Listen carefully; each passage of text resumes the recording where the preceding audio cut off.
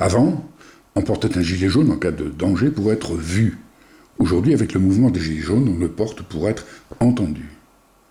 Les gilets jaunes, c'est une famille, c'est de la chaleur humaine. Et la chaleur, c'est de l'énergie, c'est une force fabuleuse qui peut tout changer, même l'injustice. Vous trouvez normal qu'en démocratie, nos dirigeants nous imposent des réformes que nous devons combattre dans la rue tellement elles sont injustes ? On nous explique que puisque nous vivons plus longtemps, il faut travailler plus. Mais il y a longtemps qu'on travaille plus. Avant, le père de famille travaillait 39 heures. Maintenant, le père et la mère font 35 heures. On est passé de 39 à 70 heures par famille. Et ça ne suffit pas. Eh bien non, ça ne suffit pas. Et ça ne suffira jamais, sauf si on change le système. Sinon, il faudra toujours travailler plus et gagner moins pour être compétitif. Gagner moins, c'est cotiser moins, c'est moins de retraite et moins d'aide sociale. Gagner moins, c'est des fins de mois encore plus difficiles demain qu'aujourd'hui. Et travailler plus, c'est détruire la planète. Fin du mois et fin du monde, même combat. Les riches seront plus riches et les pauvres plus pauvres. Mais ça, on ne veut pas le savoir, c'est de l'économie. Sauf que l'économie, c'est elle qui fait la pluie et le beau temps pour le réchauffement climatique et aussi pour la fracture sociale. On n'échappe pas à l'économie. Alors on fait quoi ? On laisse faire le pouvoir. C'est au président de décider. Nous savons que les 10% les plus riches émettent 50% des pollutions. Mais les riches, surtout, on n'y touche pas. C'est à nous de faire l'effort. Il faut faire des petits gestes. Fermer le robinet en se brossant les dents. En Californie, les riches arrosent des hectares de gazon rien que pour jouer au golf. Mais bon. Ils ont tous leur piscine privée. Pas gonflable, hein, pas 5 mètres cubes, gigantesque. Et nous, faut fermer le robinet en se brossant les dents. Cherchez l'erreur. À Dubaï, on fait du ski sur des pistes réfrigérées par plus de 40 degrés à l'ombre. Je vous dis pas la facture d'électricité. Et nous, on nous dit de fermer la lumière en sortant d'une pièce. Et si on veut sauver le monde à nous tout seuls, la lumière, nous, faut pas l'éteindre, faut plus jamais l'allumer. Comme ça, ils pourront skier à Dubaï. La planète entière peut marcher pour le climat. Tant que les riches pollueront, marcher, ça avance à quoi ? On manifeste contre la surpêche, la hausse des carburants, la réforme des retraites. On est pour le véganisme ou le zéro déchet. On mène des centaines de combats, pied à pied, point par point. Et on préfère remplir des bouteilles de mégots que de porter une idée qui résout tout. Mais il faut surtout pas dire qu'une idée résout tout. Alors je fais comment, moi, pour vous dire que la dissuasion incitative résout tout ? Parce qu'elle résout tout. Faut pas dire non plus qu'elle est la seule solution. Alors comment je vous dis qu'elle est la seule solution ? Parce qu'elle est la seule solution. Si les 10% les plus riches ne font pas d'efforts, c'est foutu. On est bien d'accord.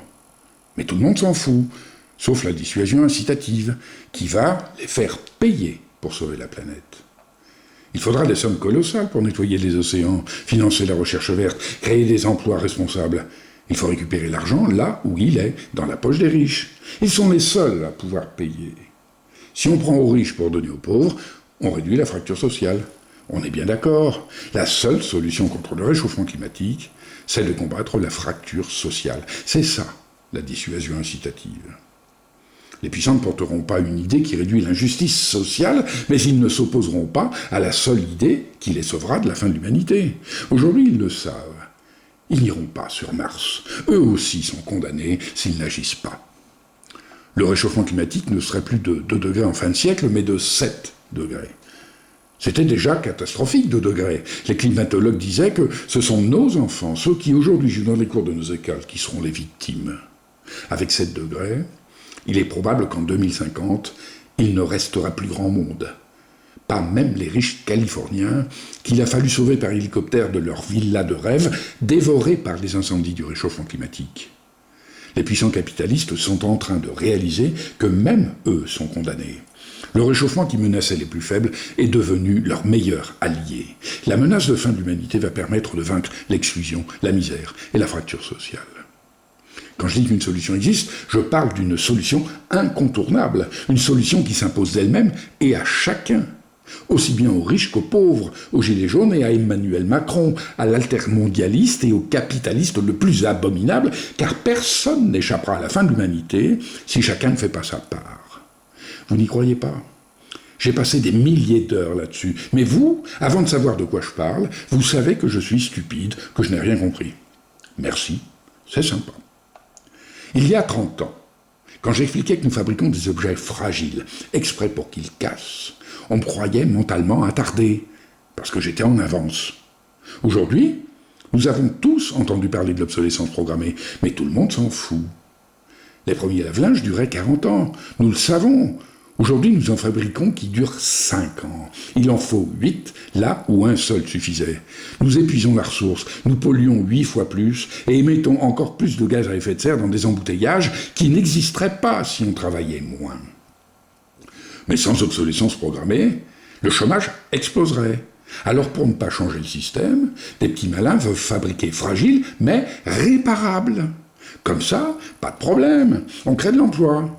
Et on ajoute aux embouteillages de ceux qui vont fabriquer fragiles les embouteillages de ceux qui vont réparer. Dans un tel système, fin du mois et fin du monde vont très vite se rencontrer. Et quand je dis qu'il faut corriger le système pour pouvoir produire solide et réparable, que la dissuasion incitative est la seule solution, c'est encore moi le dingue.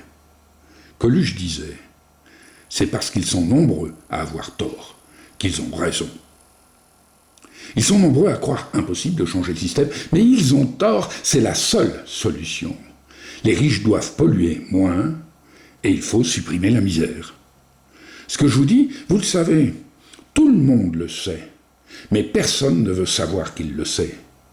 Et si vous saviez tout ce que vous savez, mais que vous ne savez pas que vous savez, nous perdons contre le réchauffement climatique et la fracture sociale. Pouvons-nous ignorer la seule et unique solution ? La dissuasion incitative.